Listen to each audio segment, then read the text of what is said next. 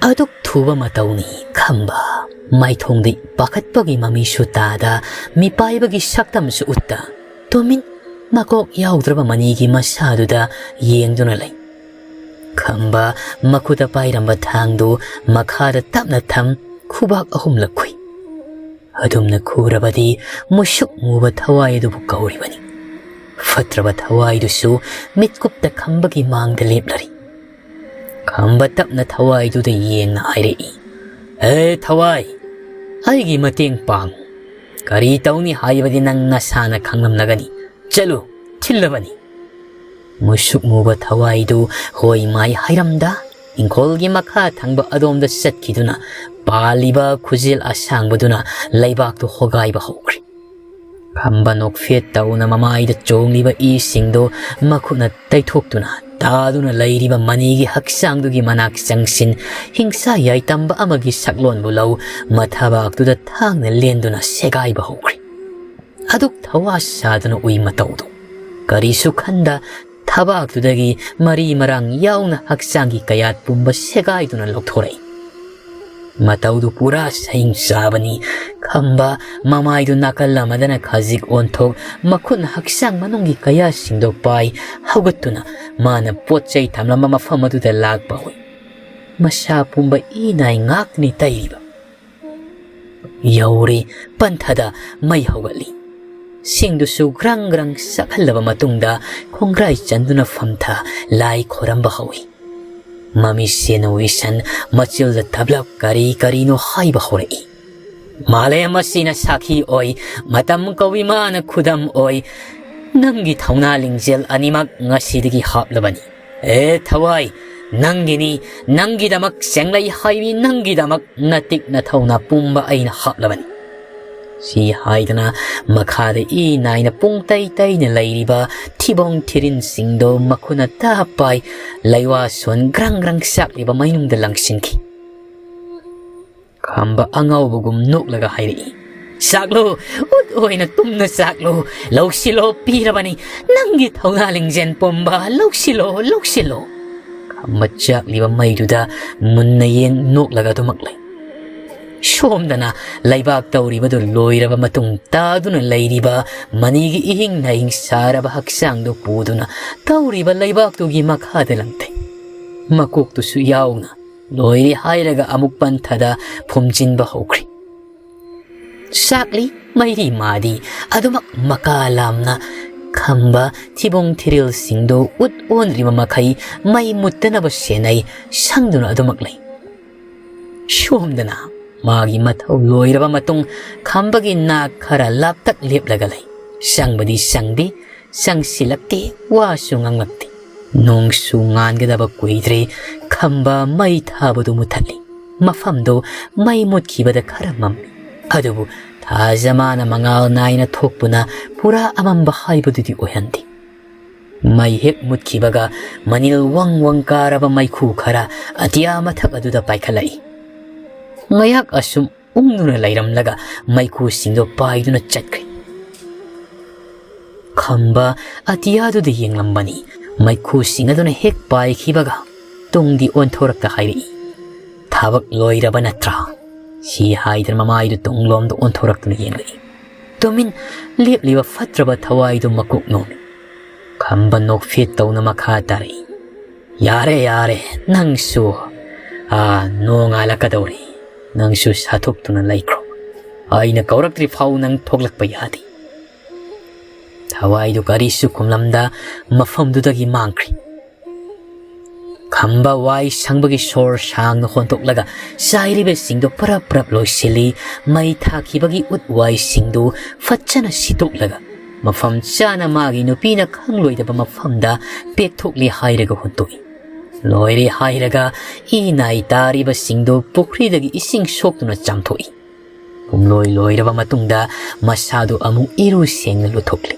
nong sungan thorakli nganbadi yamna ngalli nungsa uba natri lachilna pungmam mamli nakala maromdana laina hanagi matawgum hagotcharakpan aduma thongsilduda ngakna yengduna laikri Heehonbi laichil marak aduda sumang wai taiduna lairami Laina ngakna yenglambadagi mamana thabak tawrambaduda mabu amuk nganglagani pakhat taha masadu ipasyu pakhat makhadu kumtha hairi. Ai tawgi ima. Henbi wai tairambadagi mamaidu non khallaklaga nuklaga khumai. Loidawre ima sum tairaklage ngan sungali ngahak tumuko chalo.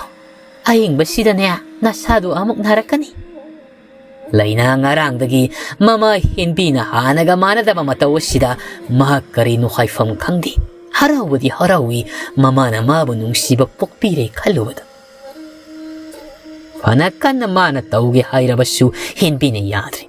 Tumlukuso haidana namna imong na tajalay. Ontok na mali matawdo. Nungda nungsiba machagum nungsiba. Aduba madi maikum uplibani. Magi aningba thungnaba lauribani saklon minungsi sawi saklon kayam kuinabu chatawriba. Lainadi amuk hipchaludre maning thonglomda laktuna masadu ising ayingmana saithaba loiri hairaga imungda changlaga sakmai thagat pahui. Lai thaumaidi mamana thalage haibana mahak lai thaumaidi thaludre. Ngasidi sijasu kaithel karakani haibani aduna sakto thuna loisinaba honi. Sapu mahi thangkat na gobi lairibado kangsoi thongnaba semba hawi.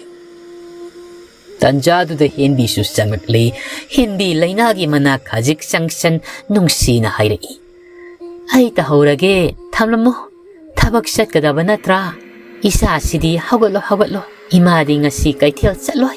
Aduna saksi ai thonglage nang thengkhrani. Laina itap tapna khumai. Yani ye ima ay sum thonggi. Ima wanabani. Ngarang su ima na thongi. Henbi nokfe tawna hairi. Nungti numit khuding isa na sum thongbaduda isa waramlani na ne ima na thongbani. Se ngang na lairano. Thabak satkadabado thengkhragani ne nane sija ngairamlagani. Hawgalo ima tahaurage. Mamana kanamak hairabadudadi laina su tauramba thabak leplaga famlambadigi tapna hawalai. Henbi lainagi makokta tapna nanthabiduna hairi. Hirenjana halauko hi kato aswa ngam thoganganu. Nungsit yamna sitlabadine hi honduna pata satkanu. Laina mapira chelai mapok simagi tagani thajarudraba wahai singse itha thajada mamagi chinbaldagi asumna magi dama khanba mando wahai singse tabada mapukni nungsikri. Tapna mangaktudi nomai. Henbi na chalo horen chak saba kharangan hek karau.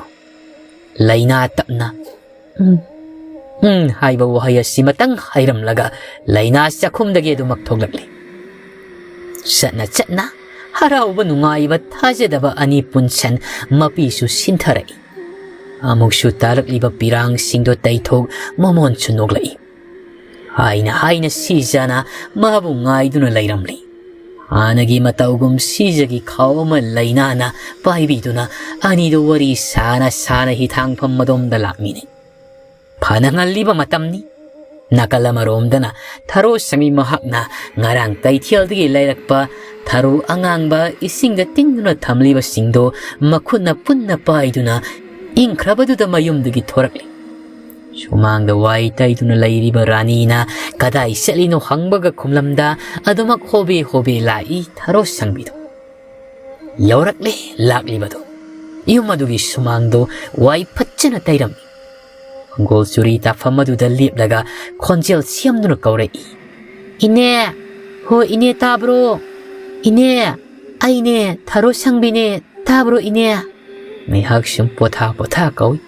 Kanana su pakhum pirakti. Tharo sangbi su adumak kauri. Kona thangda sana hanbi yena kharomdagi fiseng setuna thorakli. Kanano ne tare. Tharo sangbi nokfe tawna khommi. Aine ine sanahan bingaksanana. Tharo sangbiya kaidaure ayuk nganta asida namana bakon tharak librani nangbo. Tharo sangbi maithong imamon minok ado manghanda ado makhumai. Bakon tharak panati ine hoigi lai kananabanya aina aikhoi pukridagi hekpa tharo angangbasi thilakpani ine.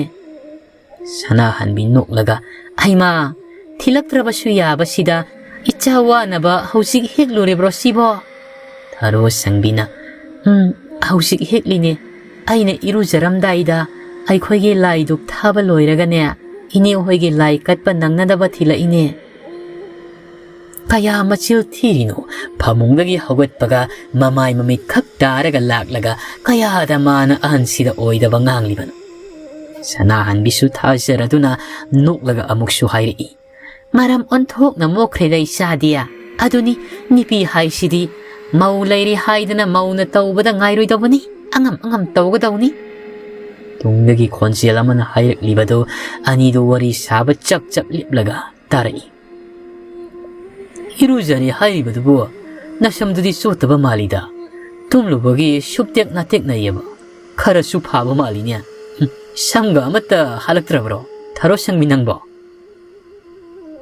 Tharo sangbi mamai mamito khudak aduda thangangang silai ikai manbana mamai mamit fawa bang sagalakli Tong onthok tunadi mahak yenglai Sanahanbi machani pada chairi Yahu theng mi makok ludaba oirangmani nya karino ne masibo mi angang si ikai ramlani Tharo sangbiya nabungdi sumaina sungangdana lairabani Nang kari sukhangganu ko Tharo sangbi ikai banadi loirabani adubu noksin aduna kumlai Khandi ine adudi aisu amuk satlagi sak thongludoini Ngan ba ka wa chanuna fat kumlai hoi sak ensang thongba tu khar tamsilu nangi ensang do nangna thongba mali yamna hauti mathang thilakpadi ne haulau ko hautradi thilakano aikho imung ahau natradi sadi Sanahanbi machagi makokta kalap illaga hairi masi kuira ga ngaubu henjilaklabra khangdi ngangni ngangoi khangdaba sibu kaino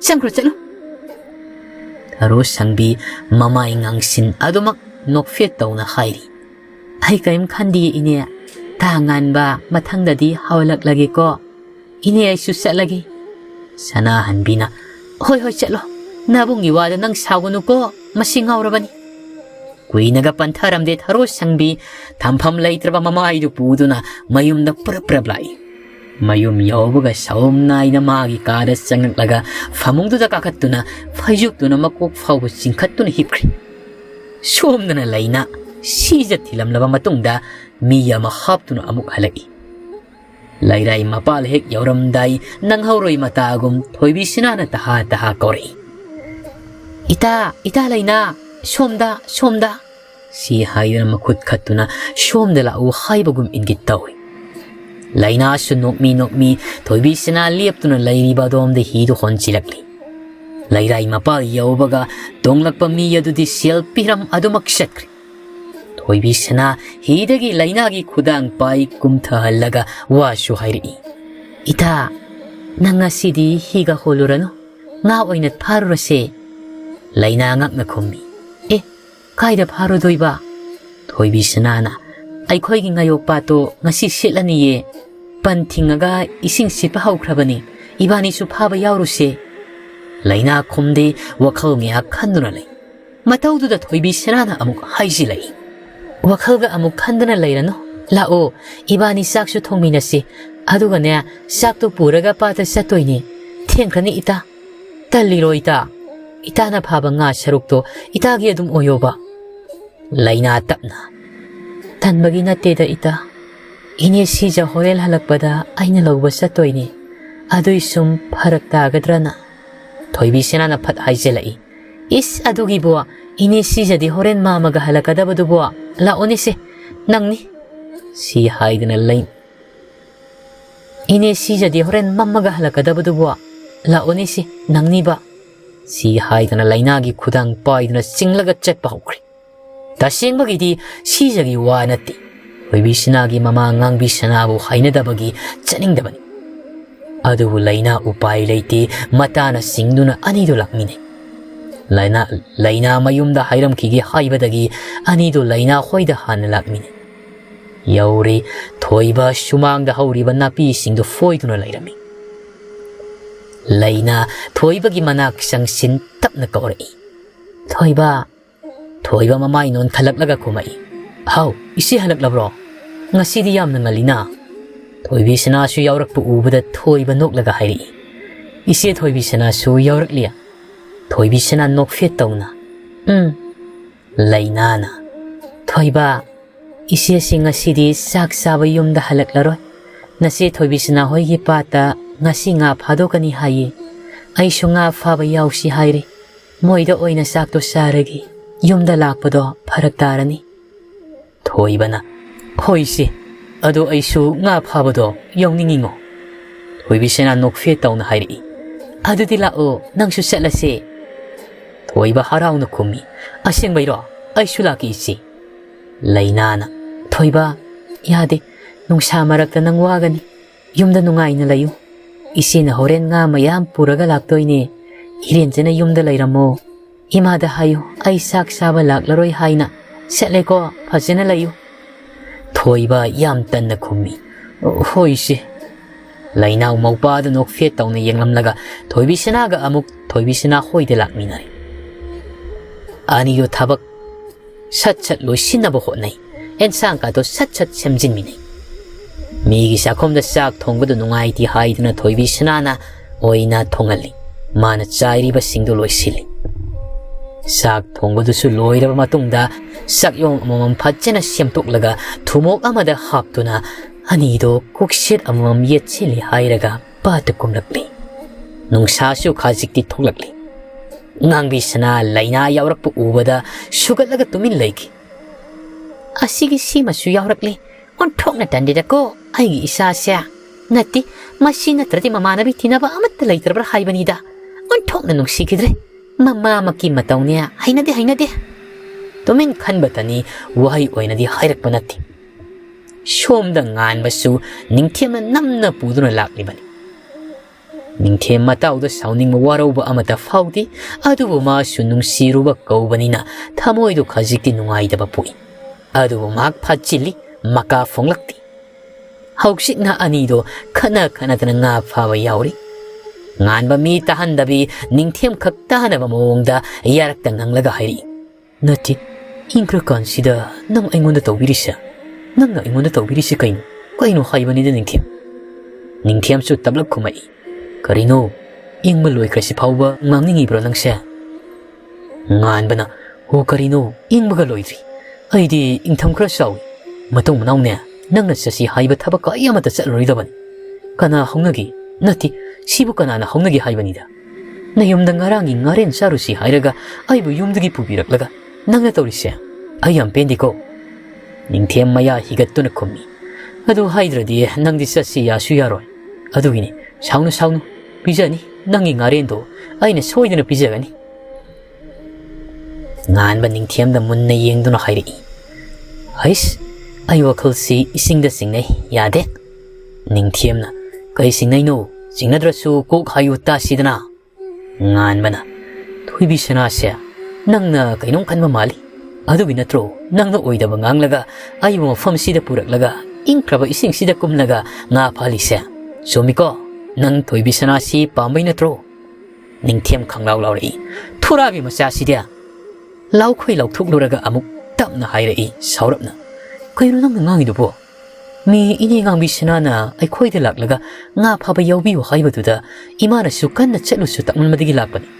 ꯊꯣꯏꯕꯤꯁꯅꯥ ꯅꯨꯡꯁꯤꯕ ꯃꯥꯜꯂꯤ ꯀꯥꯏ. ꯍꯩ, ꯇꯧꯅꯨ ꯍꯥꯏꯁꯤꯅꯤꯀೋ. ꯅꯆꯤꯟ ꯅꯔꯩ ꯀꯦꯟꯒꯗꯕ ꯋꯥꯗꯣ ꯉꯥꯡꯒꯅꯨ, ꯄꯥꯞ ꯄꯨꯖꯅꯤ. ꯉꯥꯟꯕ ꯅꯣꯛꯂꯒ ꯂꯛꯅꯕꯣꯏ ꯀꯩꯕꯣꯏ ꯑꯗꯨꯃꯛ ꯍꯥꯏꯔꯤ, ꯈꯪꯗꯦ ꯑꯩꯗꯤ ꯆꯤꯡꯅꯈ꯭ꯔꯦ. ꯐꯅ ꯈꯜꯂꯨ ꯁꯨꯡꯌꯥ ꯌꯥꯗ꯭ꯔꯦꯕꯣ. ꯅꯤꯡꯊꯦꯝꯅ, ꯑꯣ, ꯈꯟꯅꯤꯡꯕ ꯈꯜꯂꯨ, ꯇꯧꯗꯧꯕ ꯑꯩꯅ ꯇꯧꯗ꯭ꯔꯒ ꯂꯣꯏꯔꯤ. ꯇꯟꯖꯥ ꯆꯥꯅ ꯊꯣꯏꯕꯤꯁꯅꯥ ꯍꯣꯏꯁꯨ ꯉꯥ ꯐꯥꯕ ꯀꯨꯝꯊꯔꯛꯄꯒ ꯅꯤꯡꯊꯦꯝ ꯍꯣꯏ ꯂꯩꯔꯤꯕꯗꯨ ꯎꯔꯗꯨꯅ ꯀꯧꯔꯛꯏ, ꯇꯥ ꯅꯤꯡꯊꯦꯝ, ꯉꯥ ꯐꯥꯕ ꯌꯥꯎꯕ ꯂꯥꯛꯏꯔꯣ? ꯉꯥꯟꯕ ꯍꯥꯏꯔꯤꯗꯨ ꯇꯥꯔꯗꯨꯅ ꯑꯃꯨꯛꯀ ꯍꯦꯟꯅ ꯅꯣꯛꯂꯒ ꯂꯛꯅꯔꯛꯏ, ꯎꯔꯦꯗꯅ, ꯅꯪ ꯎꯕꯗ ꯍꯔꯥꯎꯗꯅꯒ ꯀꯧꯖꯔꯛꯏꯁꯦ, ꯈꯨꯝꯕꯤꯌꯨꯗꯅ ꯑꯃꯨꯛꯇ. ꯅꯤꯡꯊꯦꯝ ꯃꯃꯤꯠ ꯈꯥꯔꯞ ꯉꯥꯟꯕꯗ ꯌꯦꯡꯉꯤ, ꯈꯨꯝꯕꯗꯤ ꯈꯨꯝꯂꯛꯇꯦ. ꯊꯣꯏꯕꯤꯁꯅꯥꯅ ꯀꯧꯔꯛꯂꯤꯕꯗꯨꯁꯨ ꯃꯍꯥꯛ ꯄꯥꯎꯈꯨꯝ ꯄꯤꯔꯨꯗ꯭ꯔꯦ. ꯃꯇꯧꯒꯤ ꯃꯇꯧꯗꯨꯗ ꯇꯜꯂꯕ꯭ꯔꯥ ꯀꯔꯤꯅꯣ? ꯊꯣꯏꯕꯤꯁꯅꯥꯅ ꯉꯛꯅ ꯂꯩꯅꯥꯗ ꯑꯣꯟꯁꯤꯟꯅ ꯍꯥꯏꯔꯛꯏ, ꯀꯩꯅꯣ ꯇꯥ ꯅꯤꯡꯊꯦꯝꯁꯤꯕꯨ ꯉꯥꯎꯔꯖꯥꯠꯂꯣ? ꯀꯧꯕꯒ ꯈꯨꯝꯂꯛꯇꯦ ꯍꯥꯏꯕ? ꯂꯩꯅꯥ ꯂꯣꯡꯗ ꯈꯣꯟꯅ ꯈꯨꯝꯂꯛꯏ, ꯇꯥꯗꯕꯒꯤ ꯑꯣꯏꯔꯝꯒꯅꯤ. ꯀꯥꯟꯅꯗꯦꯗ, ꯉꯥꯗꯨꯝ ꯐꯥꯎ, ꯀꯧꯔꯨꯔꯅꯨ. Thoi amuk kaurudri nga phaba haukri. Ngan basu ningthem lakna na ba honari ngai laina laidu urudri. Masu ningthem lakna dana nga do phari. Pata nga phari ba singdu amana amada hanna yengna ba natti magi thokpani. Somda ta thot tum hagolakpada maning sanglubani. Masado mako ngawi haidana famungdi hiptuna lai. Somdana ta thot tum hagolakpa maning sanglubadadi. Mako ngawi haidana famungdi hiptuna lai khibadagi hauzik phauba hagolaktri. Sak ensang thongba thakpa khambana pumna mako nei sak thongba loiramlaga kara changlaklaga mamit uisan hiplibi magi nupibu kauduna hairi. Mama, lao sak asi khara chathoksidana aduga hidak semge. Tathot mamito tapna pangthoraklaga itap tapna khumi. Hoy mapa, ai saka saningdreda. Maningda namhauba manamdo naton sida sum umduna laire. Ai saka saningba phawdre. Isa se thuk adumak laure. Mana manam hairibado ihing nahing manamni. Pana ising na samkrabasu mi amagi mathibong maril kothokibagi apumba manam madudi susindana dumak lihori. Madu apangbita thonadi khangdi kari manam no haiba madi khangjadi. Kambasu oidabana awoiba saduna magi nupina singakhidana mamongda hairi. Marangidu haudong amasiduna aikoi maningda tarami. Isu yamna thui haudongdu. Aina khong Ahanba thokpada thengnabani. Langbudi langthokrabanida madugi manam oiramgani nangna nami hairibado. Tathot ipang na khomi. Oh, adudi haudongdugi asibadugi manam oiramlani. Aina namlibase.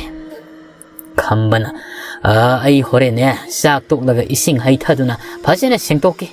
Haujikidi sakse khajik sanaba tausine. Natrabadi na sadu adom sonjangkiba tarene. Lao hagulone ai sak thiramlage ko. Khamba thokri thumjin mapan yobaga sor sang honto I mamaida karakliba humang singdo makhona taithoi. Shomdana manigi yumdani manina halaktabaduda imungi mi pumami painare. Manigi nupi nungsi tombidi mapuroibana halaktabaduda Mangonda famduna kapchai. Mamau nupi na mamabu thyamjanbi. Ima kapkanu nasadu hena sunjin batari. Pahabado mamanabagi dalairambasu yai. Nasani pasu satkibani ihengba karisu tauroi kapkanu si ima. Si haidana manimbuki mapi singdo taithokpi. Nungsi tombi mamaungna thiamlabasu masadu mipaigano haibadi yadi. Miludagi pirangsu sinthaba lepti. Nungsi tombi kaplaga. Ibema nangi pabado kadaide lairamgani. Imadi thawaisi wadaba ngamdrene. Misisu yamna chongi. Thiambaga yada adumak kaptuna famni nungsi tombi. Mapa thiba satkiba yai masu mayumda matha sana halaklaga mangongi suri tafamduda ngek launga famtha. Hoi mai karisu hairakti. Nungsi tombi machani pagi nakta changsilaklaga kapli wa hangai. Ibungo, napa kadai lehoge ha se napadu kaisu tawdabra. Yai mamamada tapni yengtun hairi. Ima, pabagi laifam khangba ngamdi kadaida kanaga satki haiba kanasu khangdi. Hanglubu khuding punde thengnade loinamak hairi. Marang numidang pangtheng-thengdringaidadi inibina sakidagi yu mayom ahum loraga satki hai. Kanaga thangminani khonisu karisu palamdi haine. Nungsi tombi kaplambadagi khajik saurapna machilda solai. Hanuba mahangna yu asuk pahamba sibu karino. Gyan khajikti taba yarabani. Patidako nipanang siya. Hanura phaubo aibu otpasi lepidako. Yai mamamabu tiyamjelai. Yari sima toklo. Maina hanjeraksani. Aikoi pabado karisu tawram. Adui saruk sa khajik sanaba tawsi. Nasadu yadri. Machaga mamauga na tiyamduna nungsi tombibu sa khajik pijatui. Moidi mani halakani karisu tawramloi haidana khanduna laikri. Nakalamadana waga ngangnada magi thokpa nga phanari. Lainasu tungmang hanna yihingde makhongna laibak laining sing adu naiduna nga phaduna sumlakpada mangda lairamami amada makokto hek thenjinnai. Ayoi ma Laina sugattuna makokto makutna nali. Nganba sainaga phauda khai saina khangli biduda munna yeng noklaga hairi. Haima, nangdi swai amuk yauraklabra. Laina khonjel aduda mangangto fat non thalaklaga yengai. Nganba oirambaduda karisu khumlamda khara sathoklaga nga phakri. Nganba mana oina sathokribi lainagi manak nakna sangsin nokmi amuk su hairi. Nga phaba yamna pama mali nangse sumbro. Laina nganbadadi yengda hairi. Satho nga phagi. Nganba nokfet tawi. Liplambadagi khajik sathoklaga hairi. Yaraba. Laina khumlakti nga phari. Nganba madi laina na khumlaktrabaduda adumak hairi. Sak sarak labro. Ingine nungsasu thokti. Mathaka khalo. Nangi saruk yawnanya. Aino oina ngasi pharaganya. Nangonda piraki. Laina khumlakti hoi mai kari su hairakti. Nganba madi hairi. Nani haiwani nangbo. Laina sor sangno khontok hantak mukti tablapna khumai. Aigidamak wabibagi ibungbu thagatjari. Ai ngase ingna singna amukta phagi. Yaragadi wangang biraklano. Nganba yarakta nganglaga tumin suli. Isaw langbaga su haimali bima sasi. Itap ladana. Pama sum helaklibo sidi kamay tawniya. Imagi mamaw yamna thuna uyaninga katorebo. Si haidana nga phariba laina da munna yeng nokfet tawna mapukning da hai. Makut masa sinaga nga phari ni tawrise. Kaya adi nungsira. Ay se mana ngawhalaga atoroban. Ay po Mangonda nungsi haibase karam kanda phung ngamdoino. Nongmagi nungsibadi sum helakli. Mangdasu magi mangakta. Ayna urisi. Pura heloy masani. Ay bong Heehonbi heloy masa. Ningtiam nganbagi nakong mayaduda kanglaw hekta maglaw silai. O kari mangbirigay. Kaubugat tada kay mangliba mangdubo. Lukhana amukta habigi say. Aduga makasya tana amuk mangbiro. Mangdo. Haujikidi leng na say.